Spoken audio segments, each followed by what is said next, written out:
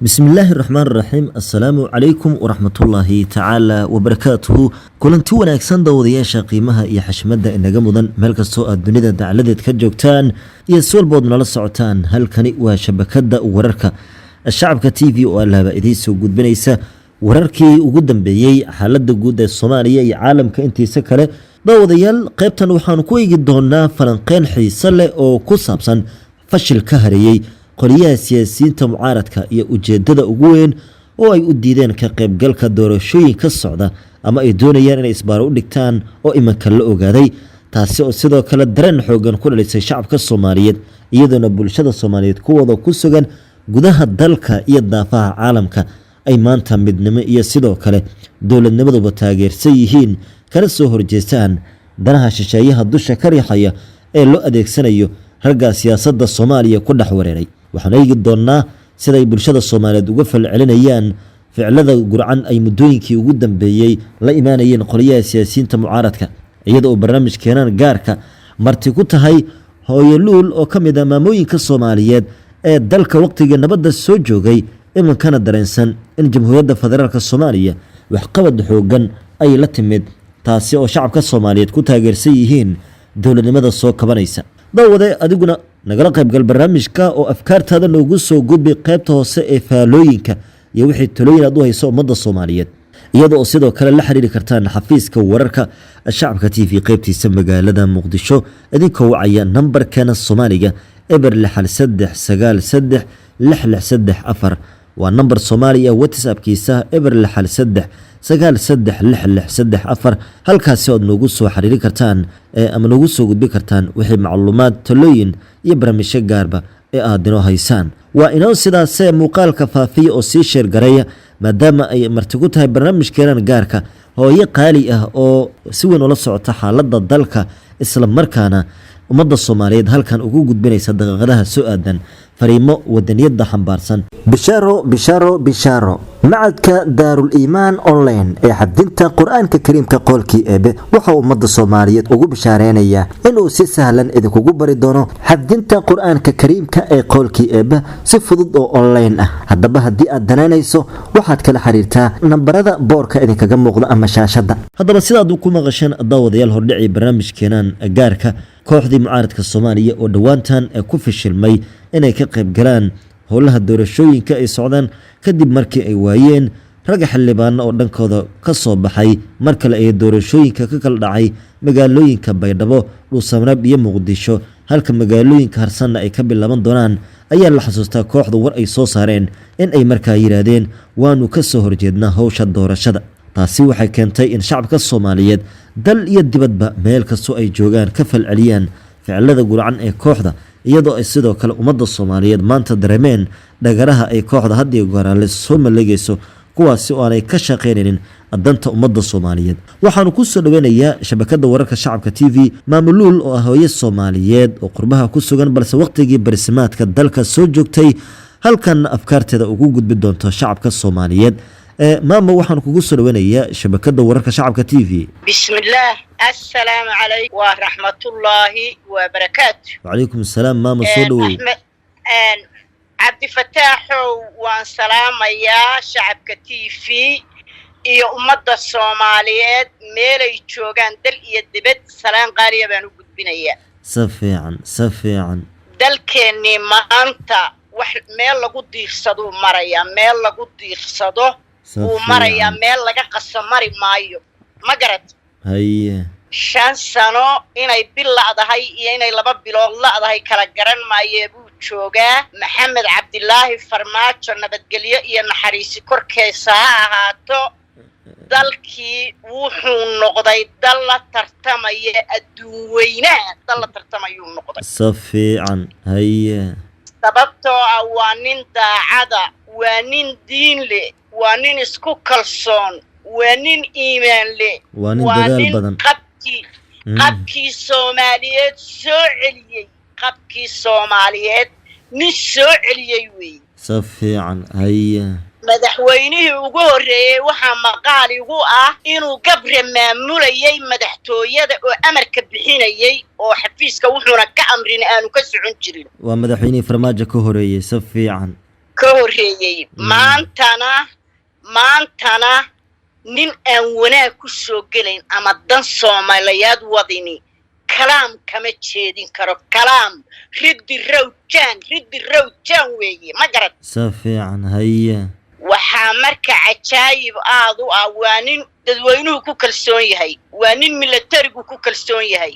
waa nin dadweynaha shaqaalaha iyo dadweynaha tamarta daran iyo dadweynaha militariga intaba shilimadoodii bagaata uga dhigay safiican guri dhisan maayo ma dhisan lacag bangiga geysan maayo dibad kama dhisan guri haddana kama hawa qabo ma rabo laakiin danta Soomaaliyeed buu dhimanaya hadduu caawa dhintana u dhimanaya hadduu nool yahayna madaxiisa Allah raajo ma garad amiin safiican dadkana ilaahay maqaalufada iyo dantooda iyo dalkooda Allah tuso ma garad amiin safiican haya food baa la galay waxbaa lagu heshiiyay waa kuwii dhibaato kasta sameeyay qof iyo cod baa la doonayay waa kuwii diiday waxay yiraahdeen waxaanu rabnaa doorasho dadban baanu rabnaa safiican haya nimankii qarandumis waxay yiraahdeen doorasho dadban baanu rabnaa horta doorasho dadbani waa doorasho qalloocdeed doorasho toos ah ma aha ma garad waa tii iyaga dalbadeen xalaalba ma haba waa dadban tahay baa lagu yiri waa dadban tahay waxa raba ka dhici kara hala jiifiyaana banaan la joojiyaana banaan adaa keensadee qaado ma garad diidan haya horta doorasho dadban baanu rabnaa xor iyo xalaal baanu rabnaa bay haddana ka dambaysiin xor iyo xalaal xagee ka imanaysaa horta aan isweydiinay xor iyo xalaal meeday xor iyo xalaal xor iyo xalaal waxay ahayd doorashadii sanduuqa dadweynuhu ku footeynayay ee Ameerika ka soo duulayay aan foodka ku ridayay baa xor iyo xalaal la yiraahaa ma garad safiican doorasho dadban baa la yiri haddana waxa la doorasho xor iyo xalaal doorashada xor iyo xalaal xagee horta ka imanaysaa adigaan ku weydiinaya madaxweynaha doorasho xor iyo xalaal ma jirto ma socoto ilaa adaa keenay mid dadban maxaad ugu eedaysaa doorasho dadban iyaga keenay doorashada dadban nin iyo xeeladii iyo nin iyo xoogii waay waa gartay haya iyo nin iyo dookhi qofku meeshuu raacayo yaan lagaga xumaan nimankani hadday doorasho doonayaan xiniyahooda ha fuuleeno ha soo saarteen waxay doonayaan ee dooranaya ha soo saarteen oo dadka ha tuseen Maxamed Farmaajo wixii doorta dadka raba wuu ka keensaday deeyay ku kharaari dalkan ayay u xumaynin nimankani daldoon maaha nimankani maxay ahayd mustaqbal doon maaha nimankani maxay ahayd waxay doonayaan xoolo doon weeye inay dalka baabi'iyaan bay rabaan waxay qamaam ku yihiin maxay ahayd meeshii lacagtu taallay bay qamaam ku yihiin safiican meeshii ay qamaam ku yihiin meeshii lacagtu taallay qamaam ku yihiin ma garad safiican haya ee dadka laga soo xukumayay ee dadka lacagihiisa nin walba telefoonkiisa ugu dhacaada la dhalaw sidii qof loo soo diray oo dibadda looga soo diray xagee lagu arkay Maxamed Siyaad Kitaamo Qooni xagee lagu arkay adduun weynaha aanu joognaa ma leexita safiican waa arin casri ah oo Maxamed Farmaajo la soo baxay ma garan safiican haya oo waxbarashadiisu gaarsiisay oo khibradiisu gaarsiisay oo daacadnimadiisu gaarsiisay ma garan safiican haya war nimankan dalka ha laga qabto oo nimankan miyaa laga baqaya ha la xidhxidho nimankan hubba magaalada u yaalo inta la qabanaya suuqay ku soo daayeen oo dadka telefoonadii ka dhaceen oo gabdhii ay ka tiinadii ka goosanayaan ciidamadoodii war nimankan in la xidhxidhay aniga ila wanaagsan waxa doorteen hala doortadan iyo waxaan looma baaran nimankani wasaaradda maaliyadda ay ku yaacayaan iyo madaxtooyada inay dadka dhacaan bay rabaan oo dalka burburiyaan nimanka hala xidhxidho maxaa looga baqayaa Mukhtaar Roobo oo loo geeyo nimanka waa gartay ya Xasan Daahir Aways loo geeyo maxaa looga baqayaa haddeer laba waatii la xidhxidhay nimankii gacan yaraha u ahaa waatii la xidhxidhay shalayto safiican waatii la xidhxidhay safiican ee la qabtay ilaahay nimankaasaan u shaqaynaa ma garad safiican ninkan loo dhiibay ninkan 30 malyan haysta ee Turki faragashaday ninkaana tallaabaha laga qaado ha laga bedelo meesha haddii mustaqbal la doonayo magac la doonayo ninkaa meesha laga wareejiyo ninkaa wasaaradda amniga ma isdaahile ha laga wareejiyo hooyo aniga talaadayda ma garan intay goorgoor tahay si fiican intay goorgoor tahay ninkani magac xumuu doonaya dalka inuu u soo jiido inuu wax dhicuu doonaya hubku ogahay kuwa wax dhicuu taakuleeya meesha hubku ku aasan yuhu yaqaanayo isagaa dhigay iyo intii la mid ah ninka ha laga saaro meesha ha loo sheego tusbax yare waa toosan yahay hadda allaha barakeeye khayr allaha ka dhigo allaha toosiye ninkan ha naga qabto dee horta ninkan ha naga horwareejiyo isagoo hadduu doono nin kale ha keensado ma garad si fiican marka ninkan bedelkiisa waa in si degdeg ah ra'iisul wasaaraha u sameeyaa waa inuu si degdeg ah u bedelaa haddii ilaahay ka dhigo ninkii Siciid Cabdilaahi Deni ahaa waxa haysta waad ogtahay si fiican maanta waxa lay booraan hadimaha qodin hadaad qodana hadheer ay ku dhici doonteena mooye si fiican maanta booraantu u qorayay galguduud isaga ku dhacay ma garat si fiican godkii uu qoray ma filayo inuu madaxa soo qaadayo madaxa daraawiishtiina inay ku biirtay waad maqashay xaaladuna meel xun bay ku maraysaa quruudha loogu soo shiday waxaan filayaa in xabsi la dhigayo saasaan filayaa la xidho reer Puntland waxaan leeyahay iska qabta qanjo weyne iska qabta hooyadii Puntland waa hooyadii Soomaaliyeed ee aan weligeed xabadi ka dhicin ee lagu wada hirtay ee lagu wada qaxay ee la wada joogay ilaa Ethiopia ilaa Soomaaliya looga qaxay Puntland maanta ninka qaska ka dhigaya haddaydan iska qaban waxaad ogaataan tii xamar ka dhacday barigii hore inay ku dhacayso ogaada Soomaalida saasaan faraya reer Puntland saasaan faraya bilays qof iyo qaran kala weyn qofka iska qabta dani yuusan mar dambe dhibin shacabka Puntland waxaa la yidhi wadariya waaxid iyo maawaalan shacabka Puntland iyo askarta Puntland baa fariintaa iska leh war askartiinu xabadha iskala soo horjeesanina war cadawba idinka baahan war buuraha galgalaan laydinku jira war hadda waa laga soo degayaa war iska gaadha Siciid Cabdilaahi Deni iska qabta oo meel iska saara waa hal shaqsi iyo dawlad weeye iska qabta waa gartay maaman iska qabta ninkaan intaasaan leeyahay ma garan markaan eegno Dani dabcan siyaasadiisa ama taariikhdiisa dib u eegno siyaasaddu wuxuu ka soo galay iibinta alwaaxda oo uu degada Muqdisho kala soo degi jiray iyo degada Boosaaso kadibna alwaaxda yaanyadana xitaa waa soo dejin jiray daraagiskaba marka Xasan Sheekh anaga khamrigu iibin jiray marka nin siyaasadii ka soo galay hawsha muxuu soo kordhi karaa balisleeyahay dee male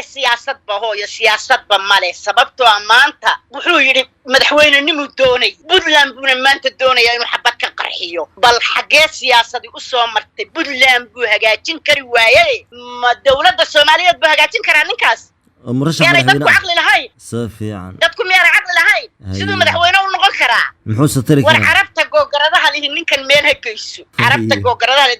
dekada Boosaasana waa laga saarayaa nimankan ma garad haye nimankan carabta waa laga saarayaa nimankan carabta ee maxay tahay imaaraadka waa laga saarayaa ma joogi doonaan oo ma qurqurin doonaan dan inooma wadaan baabiiskeenay rabaan dalalkooday doonayaan inay waxeena rartaan oo qani kaga dhigtaan halaynaga qabto waa laynaga qabanayaa insha Allah waa gartay ninkii la oran jiray inta waxaan kaga gudbayaa Puntland ma garata haye Abi Ahmed arrintiisu meel wanaagsan bay maraysaa waana ku faraxsanaa anigu jabkooda ma rabo jabkoodu waa jabkeena aad baan u jecelahay inuu nimanka tirtiro ilaahay kuwa inaguma soo daayo meel wacan bay arrintiisu maraysaa ee runtana baadho oo idinku wararka noo soo gudbiya ma garata safiican Tigray wal cirib tiray safiican haye Soomaaliya ka qayb gasho meel ay joogtaba tahniyad iyo cod iyo xoog iyo maal iyo muruq intaba Abi Ahmed ay isla barbartaageen sababtoo wallahi cayayaan buu hortaagan yahay cayayaan inagu soo socday inaga safiican Ethiopia ma dhibaysa Soomaaliya dhibaysa Tigray safiican Soomaaliya ay dhibayaan Soomaaliya say ugu dhaarsan yihiin hooyo waxba kama ogid waxba nimcadii qurqurinayeen waxba kama ogid hooyo macaani safiican ninkii Ahmed Madoobena de gabalkiisa dhacay gorayo baalkii laga rifay buu noqday markuu arkay Siciid Deri waxa haysta isagii miiska hoostiisu galay miiska hoostiisa ma garat fiican haya miiska hoostiisu galay isagu yeerba male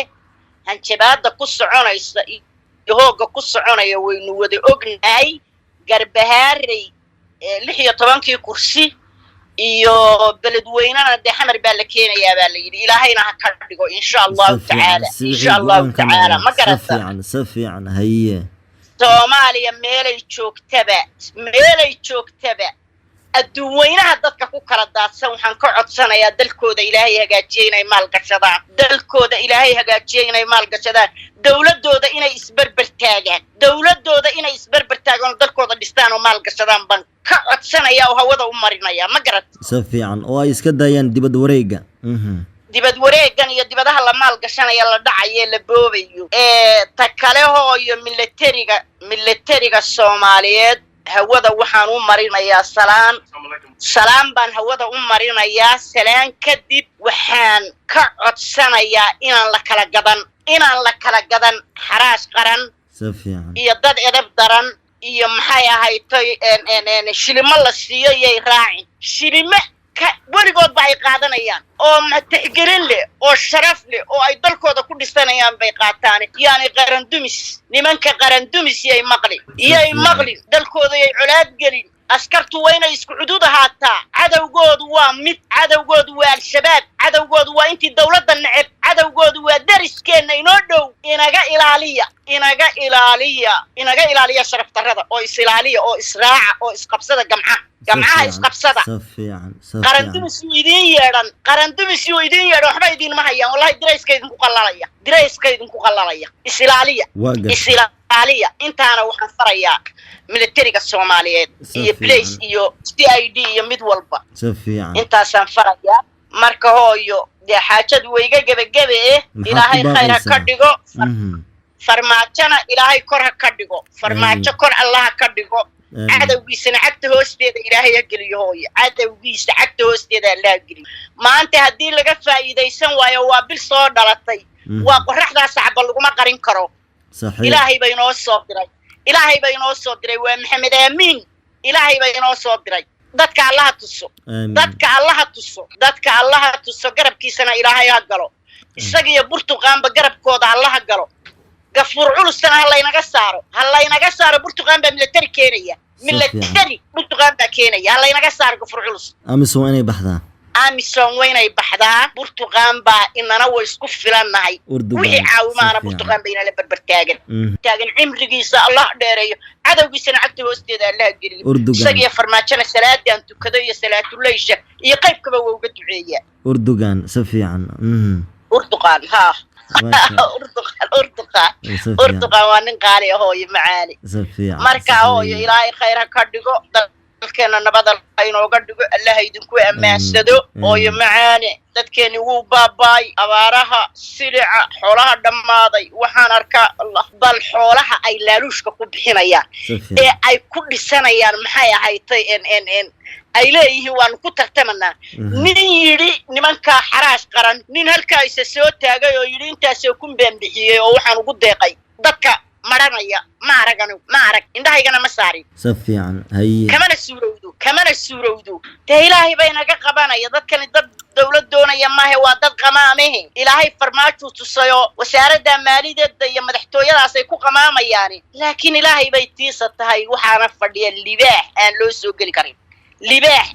soo geli karin oo dadka iyo dalkuba rabaan